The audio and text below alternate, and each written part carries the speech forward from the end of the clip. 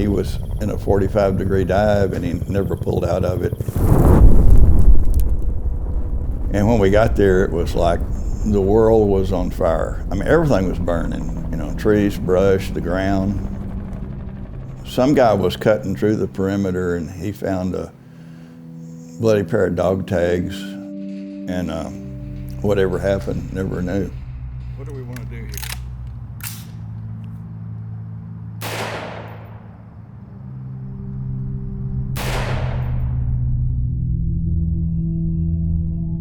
In the height of the Vietnam War, Kenny Woodall enlisted in the U.S. Marine Corps, and after a quick basic training in San Diego, he had landed in Da Nang, Vietnam.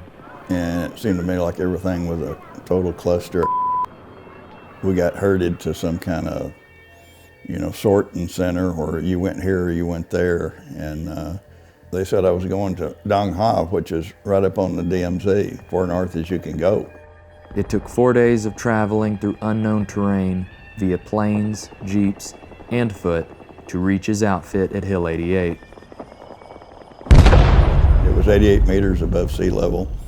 I mean, there was some level ground on it, but it was just rimmed with bunkers, 360 degrees of bunkers, and covered in vegetation. In addition to his M16, Woodall point and shot his way through Vietnam with an Argus C3 camera, a soldier's perspective of the undeclared war. South Vietnam and her allies must meet and defeat the enemy challenge. For in this confrontation between communism and freedom, only one can prevail. Vietnam's the prettiest place I've ever been in my life. The country is beautiful. Take your breath away beautiful.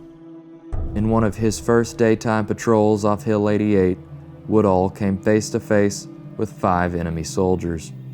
They stopped and froze tight.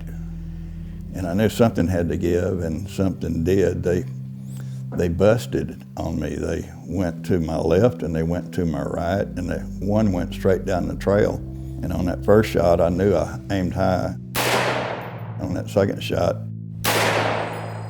1 dead and 4 gone. Woodall's first enemy kill was a woman.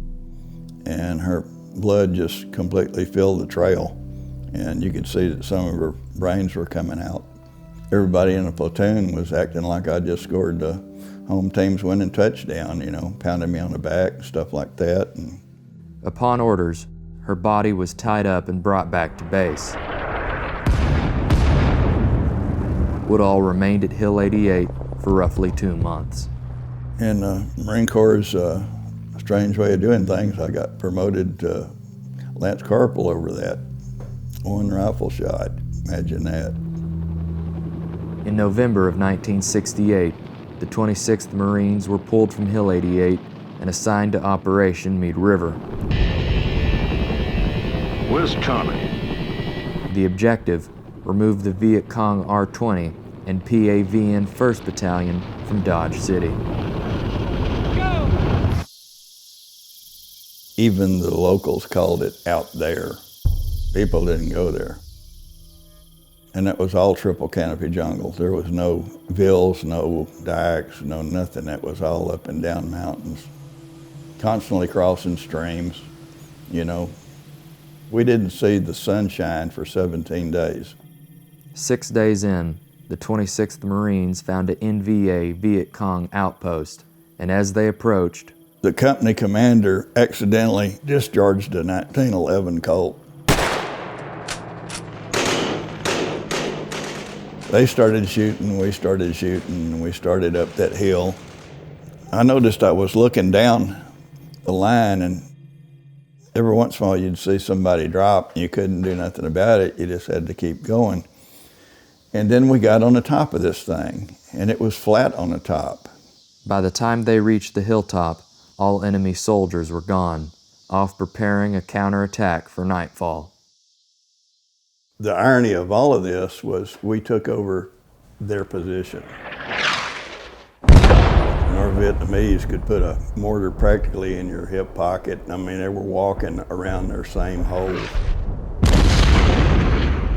I ain't gonna tell you I didn't kind of freak out, and there was no place to run. And I didn't want in a hole because they were dropping them right on the holes, and so I ran through some trees and shrapnel hit me in my left shoulder. It stung and it burned and it whelped up. Never was removed. During Operation Meade River, the Marines lost 108 men and claimed 1,000 enemy soldiers. Within the month, the Viet Cong and PAVN had returned to Dodge City.